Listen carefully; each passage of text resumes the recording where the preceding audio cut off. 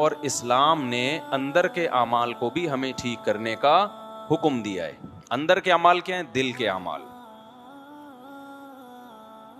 آج ایک بہت بڑا مسئلہ یہ ہے کہ دل کی چاہتوں اور دل کی خواہشات کو کہ کس سے محبت کرنی ہے کس سے نہیں کرنی، اس کا بھی لبرل لوگوں کے پاس کوئی کرائٹیریا، کوئی معیار نہیں ہے. اسلام نے اس بارے میں بھی ہمیں بڑی زبردست ہدایات دی ہیں. تو اندر کے جو اعمال ہیں نا، آج جس عمل پہ میں تھوڑی سی بات کروں گا آپ کے سامنے، ان میں ایک عمل جو انسان کی زندگی کو تباہ و برباد کر دیتا ہے، اسے بد اخلاق بنا دیتا ہے، وہ ہے غضب، غصہ غیر ضروری. آج آپ نے بات بات پہ دیکھا ہوگا بعض لوگ ہر وقت ایسے رہتے ہیں جیسے توے پہ بیٹھے ہوئے ہوں. ہوتا ہے کہ نہیں ہوتا؟ کیا خیال ہے بھائی؟ ایسے لگتا ہے جیسے ہی کہاں بیٹھے ہوئے ہیں، اتنے گرم رہتے ہیں ہر وقت. گھر میں جب آئیں گے بچے خوش ہونے کے بجائے ٹینشن میں. ابا آ گئے گھر میں، اماں آ گئی، اب پٹیں گے ہم. لب و لہجہ ایسا ہے کہ ہر وقت ڈانٹ ڈپٹ، گالم گلوچ، ذرا ذرا سی بات پہ ہائپر ہو جانا، ایک دم بھڑک جانا. یہ چیزیں پہلے کم تھیں، اب ہماری سوسائٹی میں اس کی مقدار بہت زیادہ بولو بڑھ گئی ہے، بہت بڑھ گئی ہے. کون سی ایسی سوسائٹی میں ایسی چیز آ گئی ہے جس سے لوگ پہلے سے زیادہ بدتمیز ہو گئے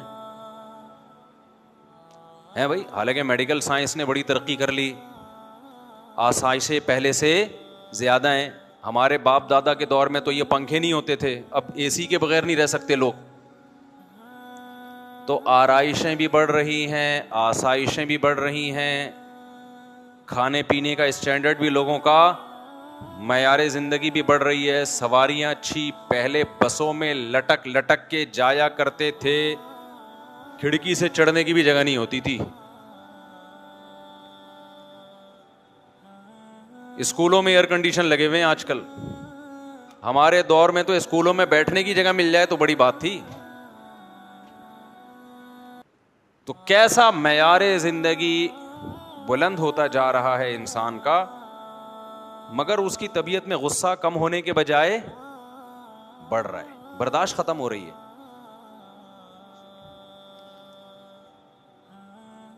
اسلام کا حکم ہے کہ آپ اپنے اندر برداشت پیدا کریں. اگر یہ اسلام کا حکم نہ ہوتا، صرف میڈیکل سائنس کی بات ہوتی، تو میں اس کو جمعے کے ٹاپک میں نہ چھیڑتا. نبی صلی اللہ علیہ وسلم کی خدمت میں ایک صحابی حاضر ہوئے، عرض کیا یا رسول اللہ مجھے نصیحت کیجیے. صحابی کا شاید یہ خیال ہو کہ آپ فرمائیں گے نماز ٹائم پہ پڑھا کرو، زکوٰۃ ٹائم پہ دیا کرو، یہ بھی ضروری ہے، اس کا تو یہ تو اسلام کے ارکان ہیں. لیکن نبی نے ان کو یہ نصیحت نہیں کی. آپ نے فرمایا لا تغضب، غصہ مت کیا کرو. عرض کیا یا رسول اللہ مزید کوئی نصیحت کیجیے. چلو یہ والی تو میری سمجھ میں آ گئی ہے، غصہ نہیں کرنا ہے. اور مزید کوئی؟ آپ نے فرمایا لا تغضب، دوسری نصیحت بھی یہی ہے کہ غصہ بولو مت کرو. صحابی نے بزبان حال کہا کہ ٹھیک ہے، دو باتیں، دو نصیحتیں ہو گئیں، اب تیسری بھی کوئی نصیحت ہو جائے. آپ نے فرمایا لا تغضب، تیسری نصیحت بھی یہ ہے کہ غصہ مت کرو.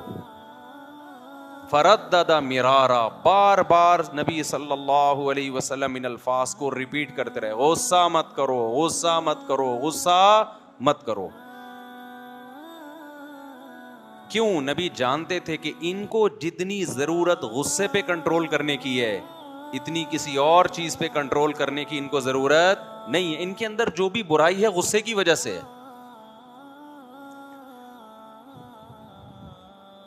قرآن میں اللہ تعالیٰ نے جو اہل جنت کی صفات بیان کی ہیں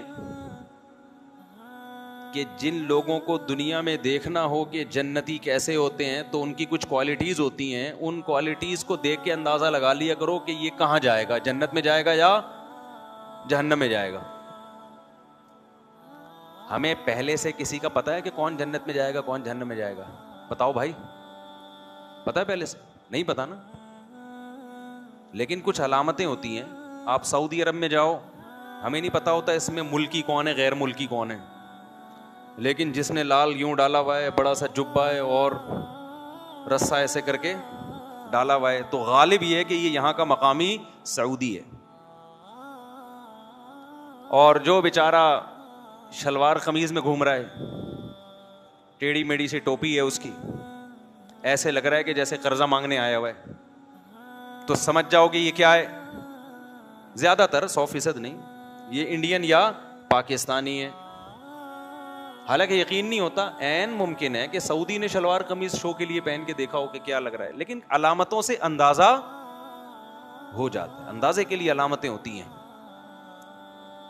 اکثر مالدار لوگوں کی ڈریسنگ سے پتہ چل جاتا ہے کہ یہ پیسے والے ہیں, حالانکہ ہم نے ان کی جیبوں کو ٹٹول کے نہیں دیکھا ہوتا. غریب آدمی کی ڈریسنگ سے پتہ چل جاتا ہے کہ اس کی جیب میں پیسے کے علاوہ سب کچھ ہے, حالانکہ ہم نے جیبوں کو ٹٹول کے نہیں دیکھا ہوتا.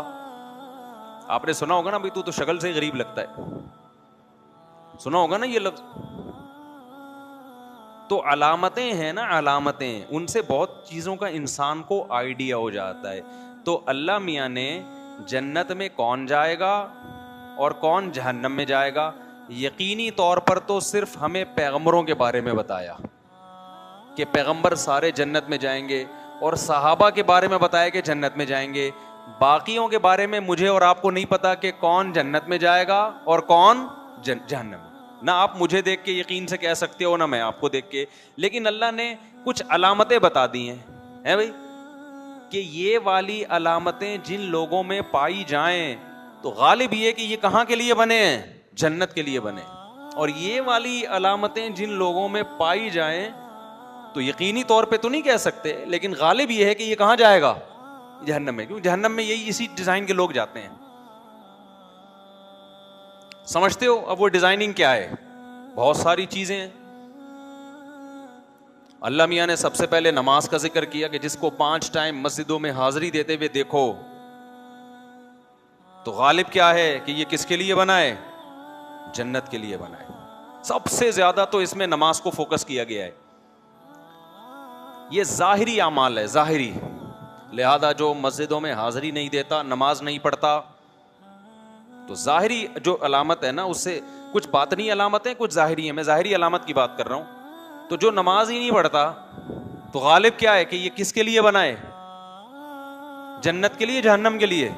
غالب ہی ہے, یقینی فتویٰ نہیں دے سکتے ہم. علامتیں کون سی ہیں, جہنم والی علامتیں.